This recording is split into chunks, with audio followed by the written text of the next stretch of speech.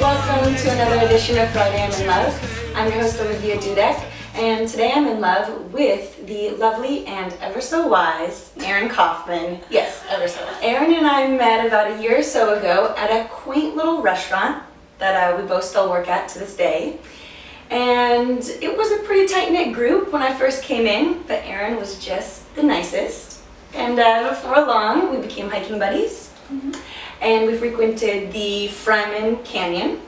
And it was in those little mountains that Erin gave me much sage advice. So I thought maybe you could impart some of that on the rest of us today. So how are you today? Good? You. On this winter's day? You look very pretty. Oh, so do you? On this winter's day, I'm battling a little bit of a cold, the LA cold. Me too. You know? But I feel like my voice sounds to me like a weird, like I don't know the right, like a gerbil, not a gerbil, but like a fraggle, like a fraggle. That's what I was trying to think of. everyone, like a muppet. Like it's all. That's what I sound like in my head. In my head, it just sounds kind of like a wind tunnel, and yeah, a little bit like a muppet. But I feel like this time of year, just everyone in this town gets sick. Everyone just goes crazy. And everyone still goes out to eat and they cough on us, and that's why we're sick. That's true. Let's move chronologically and start with, where are you from? I'm from Cincinnati, Ohio. And then where did you go after that? Because I know briefly your movement. Well, I feel like it's important to say that I was actually born in San Diego. All right. I was born in San Diego. I know it's people tell me it doesn't count. But I don't get to claim that because I was born in San Diego and then my family moved to Cincinnati when I was 2. Oh, you can totally claim that. I claim LA. I was born in LA. Exactly. I think it's a big deal because if you grow up, especially in the Midwest where everyone's mostly from there. So growing up in the Midwest, I knew I was from somewhere else. Yeah. I knew I was from somewhere warm and sunny and by the ocean and... Yeah. Because you want to contribute a little bit, you know, same. Well, I just wanted to have more of like a glamorous tale than just being just like everybody else. San Diego. Okay, well, I didn't know that. What did your parents do in San Diego? Why were they? My dad is from San Diego, and my mom went there for grad school. So they met and they had me, and they were young, and they realized it was hard, so they moved back to Cincinnati, where my mom was from, to be by my grandparents, who were very important in raising me. Okay, so then how long were you in Cincinnati for? So I lived in Cincinnati until I was 18. Okay. And then I moved to Washington, D.C. Okay. For school. I went to American. And I lived in D.C. for many years. I worked in theater. I was a theater actress, and I got a job working for a wonderful nonprofit theater education company. All right. Now I want to know who is your hero or role model? If you have one. You don't have to have one. No, I have so many. Oh, okay. As an actor, we're always watching people. I love watching people. And you mean other actors or? Everyone. I just watch, not necessarily actors, but people. I like watching people.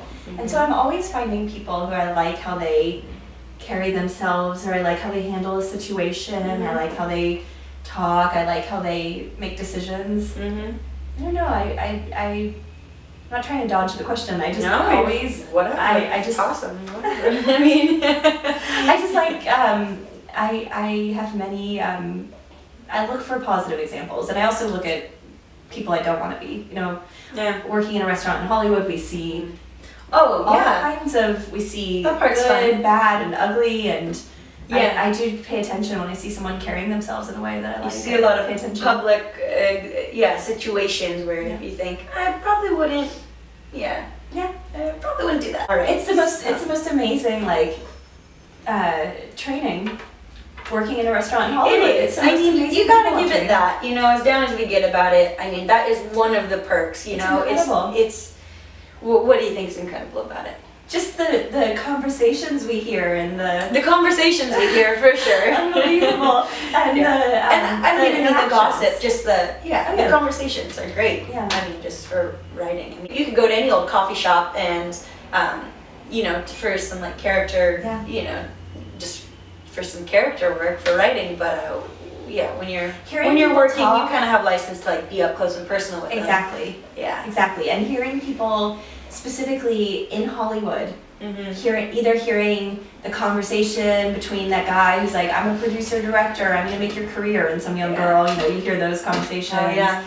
And you hear the people trying to impress each other conversations. Totally. It was interesting, when I lived in DC, I heard the same conversations, same exact conversations, but about politics. Anyway, what's your favorite karaoke song? I don't do karaoke. Me neither. Yeah, karaoke sucks. You don't totally do karaoke. I karaoke? Do you? I'm guessing you do karaoke. Why are you guessing I do karaoke? Why would you ask me a karaoke question if you don't do karaoke? I thought it was an interesting question. I thought maybe... I hate karaoke so much. I've never done karaoke in my life, and I never will. Who's your favorite playwright? It used to be Tennessee Williams. Maybe it still is. It's just been a while since I've done a Tennessee Williams play, but I love Tennessee. I love Tennessee Williams. Yeah. Let's see. How do I phrase this? I feel like you did always give me really good advice when it came to money. Really, I feel like you were so financially responsible, and so I've always just kind of wondered, because you know, it like people that are in my opinion few and far between, that know how to deal with their money in a smart way. And so I just wondered, you know, who taught you, or how did you learn to be so financially responsible, if not for trial and error? If you think about it, you know, it's not really, there is no point in our lives where we're really taught about it, or anywhere, especially not in the public education system, where, you know, they teach you. It's not really encouraged, you know, for you to be on top of it. So when I moved to LA, I didn't have any money, and that was a horrible time. I didn't like that. That was the least amount of money I've ever had. Okay. You know, that was like, oh my God, I have no money, like no money. And so that was, I just didn't like that feeling. That feeling was something I have no interest in. So I will never be a starving artist. I'm happy to work and work and work and work, you know, while pursuing other things. I see people in LA who are happy to just couch surf, and maybe they have less responsibilities. The option to not have I don't know what their deal is. I mean, they say they're not happy with their financial situation, but talk is cheap, because then they don't do anything to change it. And so, I mean, just the fact that you were unhappy with your situation when you first moved here and said, hey, you know what, I'm never going to be in this situation. Of course that's maybe that's it. Time, but maybe you're just motivated by all of the things that you want to do, because you have a lot of passion. I want to do a lot of look at you light up, you know? Yeah, maybe that's it. So maybe that's the key. If you're I think it's interesting. I'm not really a numbers person or a banker or anything, but I love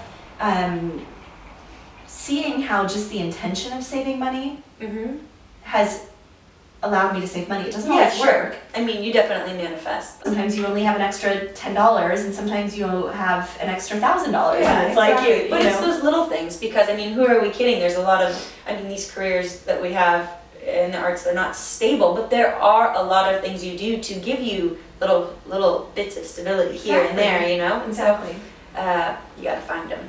So, yeah. What is your biggest advice? Coffee. Coffee? Oh. I don't think it's a bad thing, but I hate when people say coffee. Oh, yeah, I don't think it's a bad thing at all. And actually, it's become less of a vice. I want something illegal. No, I'm just kidding.